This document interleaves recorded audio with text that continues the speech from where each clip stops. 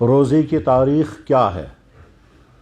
تو اس کا جواب یہ ہے کہ دنیا کے ہر قوم پر اللہ نے روزے فرض کیے ہیں۔ روزوں کی شکلیں الگ الگ ہو سکتی ہیں، لیکن روزہ ہر قوم پر رہا ہے۔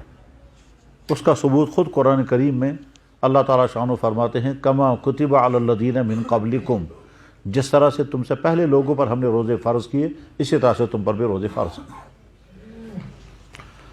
اب دوسری کس قوم پر کس طرح کا روزہ فرض تھا، یہ تو ان کے مذہبوں میں جا کر پڑھنا ہوگا، لیکن اتنا ضرور ملتا ہے کہ ہمارے روزوں اور ان کے روزوں میں کہیں کہیں فرق ضرور رہا ہے۔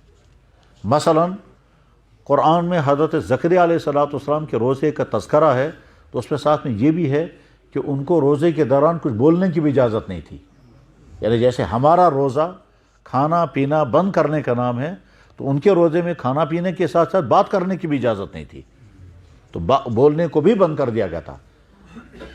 چنانچہ قرآن کریم میں اللہ تعالیٰ دو جگہ حضرت زکریا علیہ السلام کے روزے کا تذکرہ کر کے فرماتے ہیں فلن اکلم اليوم انسیہ، میں نے روزے کی نیت کر لی ہے، میں آج کسی انسان سے کلام نہیں کر سکتا، لیکن مجبوری تو پڑے گی، تو اس وقت اشاروں سے میں بات کروں گا، زبان سے نہیں بول سکتا تب تک جب تک کہ میں اعتکاف میں اور روزے کی حالت میں ہوں۔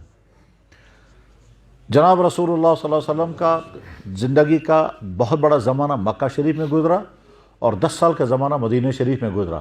مکہ مکرمہ میں بسنے والی قوم مشرکین تھے اور مدینہ طیبہ میں بسنے والی قوم یہود و نصارہ تھے۔ نصارہ بہت کم تھے، یہود اکثریت میں تھے۔ مکہ مکرمہ کے لوگ بھی روزہ رکھتے تھے، مدینہ طیبہ کے لوگ بھی روزہ رکھتے تھے۔ مدینہ طیبہ کے یہودی روزے رکھتے تھے، مکہ مکرمہ کے مشرکین بھی روزہ رکھتے تھے۔ تو اس کا مطلب یہ ہے کہ دوسری قوموں میں روزہ پایا گیا ہے۔ اسلام میں روزے کی تاریخ کیا ہے کہ سٹارٹ میں جب اسلام نازل ہونا شروع ہوا تو سب سے پہلے نماز فرض کی گئی، روزہ نہیں۔ البتہ لوگ روزہ رکھتے تھے ہر مہینے کے 3 دن، اور وہ خود رکھتے تھے۔ آگے چل کر کے پھر حکم بھی دیا گیا کہ ہر مہینے کے 3 دن کے روزے رکھو، چاچے بہت دنوں تک یہی سسٹم رہا، ہر مہینے کے 3 دن کے روزے رکھے جائیں گے۔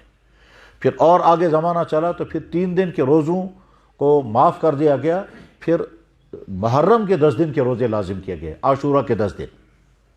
پھر جب اللہ کے نبی اعظم مدینہ طیبہ تشریف لائے ہیں تو رمضان کے روزے فرض ہو گئے، اور وہ روزے جو ہیں وہ باقی تو رہے لیکن ان کا فرض ہونا کا حکم ختم کر دیا گیا۔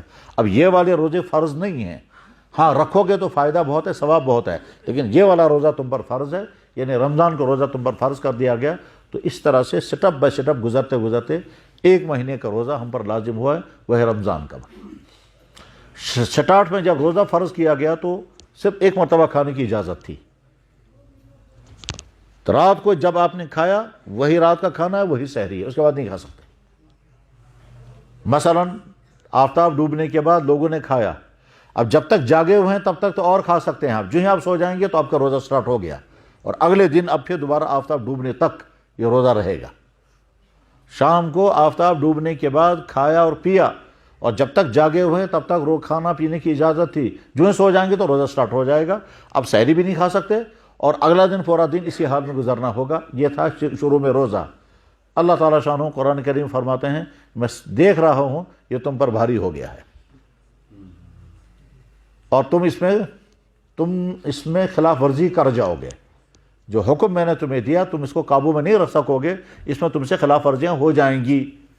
تو اسی کو اللہ تعالیٰ فرماتے ہیں علم اللہ انکم کنتم تختارون انفسکم، ہم جانتے ہیں کہ تم سے خیانت ہو جائے گی، تم حکم کی پابندی نہیں کر پاؤ گے، اب ہم تم کو معاف کر دیتے ہیں، اب تمہیں اجازت دیتے ہیں کہ پوری رات تمہارے لیے کھانے پینے اور دوسری ضرورت پورا کرنے کی اجازت ہے۔ اب تم کو کھانا پینا بند کیا جاتا ہے صبح صادق سے لے کر کے غروب آفتاب تک۔ اس کے علاوہ باقی جو ٹائم آپ کا ہے، یعنی غروب آفتاب سے لے کر صبح صادق تک، اس میں آپ سب کچھ کر سکتے ہو۔ اس طرح سے روزہ مکمل ہو گیا اور روزے کی فرضیت طے کر دی گئی۔